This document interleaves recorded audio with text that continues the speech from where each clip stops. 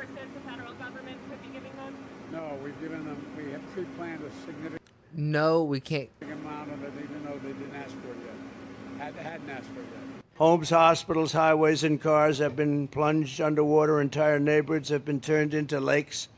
Nobody's seen anything like it. And to every family that's been displaced here in Georgia and North Carolina, which has really been hit. We were going there also, and they don't have communication. They don't have anything right now.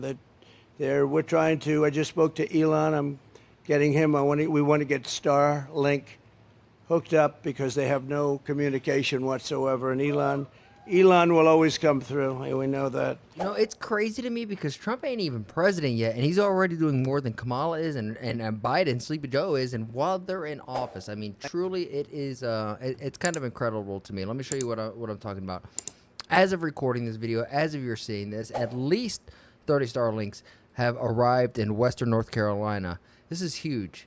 NC State Highway Patrol is now giving us police escort to deliver 10 of them to the rural towns outside of Asheville and trying to reconnect them. Shout out to Ryan Hall, Sean Hendricks, and S-Chan for making it happen. It blows me away that it's been virtual radio silence. Actually, it has been radio silence because the info that we have gotten from Joe Biden and Kamala about, the Hurricane Helen and what's come through, it's unacceptable. Truly, it's unacceptable. I'll try to find the clip later on, and we'll end it in the video where Biden says, we've sent everything we can. Are they going to send more additional aid? No. We've already sent them everything that we have. There's a budget that's plenty big for them. This is our American people. This is North Carolina, Georgia, Tennessee. I mean, Florida says they're fine. DeSantis says that 99% of Florida has its power back. But it just blows me away. It also is a huge benefit, and I'll let Trump speak for himself, but President Trump says that he has coordinated with Elon Musk to get Starlink set up for families in the southeast hit by the hurricane. Meanwhile, Joe Biden doesn't even know what Starlink is. He's probably thinking that that's like a nursery rhyme or something along those lines. But let's hear what the future president has to say, shall we? Homes, hospitals, highways, and cars have been plunged underwater. Entire neighborhoods have been turned into lakes. Nobody's seen anything like it. And to every family that's been displaced here in Georgia and North Carolina, which has really been hit. We were going there also, and they don't have communication. They don't have anything right now. We're trying to. I just spoke to Elon. I'm getting him. We want to get Starlink hooked up because they have no communication whatsoever. And Elon will always come through. We know that. What and a so cool we're working shout on out. that, Elon will always They come asked me through. whether or not that would be possible. And we're going to try and get the Starlink in there as soon as possible because they have no communication. And throughout the region, our hearts are with you, and we are going to be with you as long as you need. It's called an hour of need. You're in our prayers, and we pray to God. And throughout the long weeks that lay ahead, you're going to have a lot of work, but the end result is it's going to be good. We just wish so many people weren't so badly hurt, and in many cases, sadly, no longer with us. We love you. What a strong, this is the same guy. Yes, if you clip him, he's the same guy that says, they're coming for your pets, they're coming for your dogs.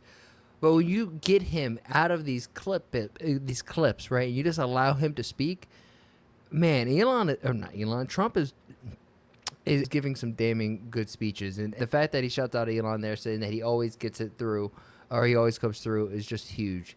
And this is Ryan Hall. This is one of the guys who, is a shout out to the reason why Starlink is getting out into the world, out into really these destroyed cities in North Carolina, and trying to get these towns together just for communication purposes. This is huge. Got them here in the Suburban. We're about to put them on this plane and then take a short flight over to Asheville, North Carolina. Chandra's going to be on the ground there along with a couple other Y'all Squad representatives, and then we're going to be working with the local officials down there and the United Cajun Navy to get those Starlink terminals into the right places so that people can communicate, whether it be emergency officials or just people who are at shelters and near community buildings that need to have access to the outside world, because a lot of people don't right now. So this plane is about to deliver a lot of Starlinks to North Carolina, and then we've got several trucks on the way as well, full of supplies to Tennessee, North Carolina. We'll hit Georgia, South Carolina, and Florida as well. So once again, thank you to Chris Miller for the plane. Thank you to the United Kingdom. Shout out to Chris Miller for the To plane. all of the local officials that have helped us do this. We're just getting started. If you want to make a contribution, go over to... It's refreshing to hear too that people like it. I don't know if it's refreshing or what it is, but like if you donate money to a nonprofit like a Red Cross, Red Shield, or something like Blue Cross Blue Shield, we know that not a lot of the benefits or the actual money that you send there actually goes to helping any real aids. It's more like just paying for the overhead and paying for people's salaries.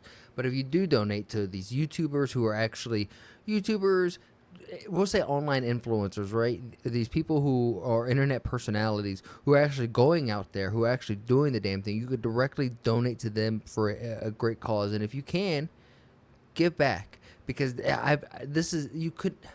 I've seen some vitriol online where it's like, you know, people had warning, they should have gone out.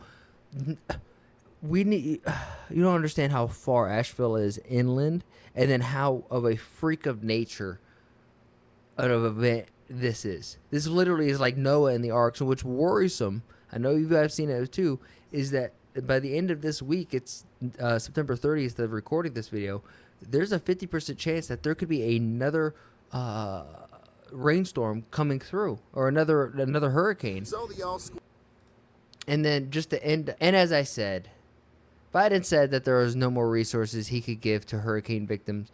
Meanwhile, illegals are getting free food, housing, and such. So I'm not gonna mess this up anymore that I probably already have. Just listen to what this man has to say, because to me, this is unacceptable. Yes, it's tragic. Matter of fact, we're trying to get the exact number. My FEMA advisor is on the ground in Florida right now. There's a distinction between the numbers that FEMA's used and the ones that are used by the locals. So it really is amazing. You saw the photographs. It's stunning. It's unbelievable. It's amazing and it's stunning. You've seen the photo. I would not look at North Carolina or any of the devastation and say it's amazing or stunning. It's tragic. It's heartbreaking.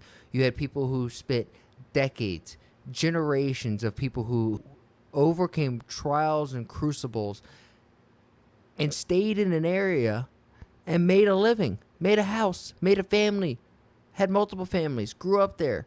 The kids had kids. They grew up there too. They were in the family business. And in one single storm, it blew it all away. All that hard work, decades, blood, sweat, tears, perseverance, all of it just swept away just like that. And this guy wants to say it's stunning and amazing. It really is. Such a wide area. And we've given them all everything that we have. We're on the ground ahead of time, so we're working hard. Are there any more resources the federal government could be giving them? No, we have pre-planned a significant No, we can't. amount of it, even though they didn't ask for it yet. Hadn't asked for it yet. God bless. That's just. Significant amount of it, even though they didn't ask for it yet. Hadn't asked for it yet. I'm not even mad at this guy, right? He's Sleepy Joe. He's a grandpa. If it was my grandpa, I would want him just to take grandpa. Let's just relax. Let's go out for brunch. Talk to me about the past. What do you think about the future? But let's not have him run the free world, right? And just in terms of just responses, leave me a comment down below who left you more inspired, this or what Trump had to say. I think I know what the answer will be, but I may be surprised. Regardless, even if you guys have opposing opinions down below, please be kind, be respectful. I love reading the comments, especially ones who sit down and put well thought together, just their opinions and not trying to be inflammatory with it. I love reading those and engaging with that because I love having the communication. And once more, if you show me something on facts where I'm like, where it forces me to change my opinion, I will say, hey, I stood on this.